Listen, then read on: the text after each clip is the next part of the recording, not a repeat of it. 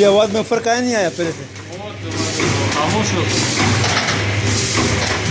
अच्छा, ये मोबाइल में इसका आवाज़ बहुत बड़ा होता है। अभी कुछ वीडियो चेक करो ना, वीडियो अभी चेक करो ना, तो उसमें मोबाइल में इसकी बहुत बड़ी आवाज़ आती है। ये खींचते हैं ना आवाज़।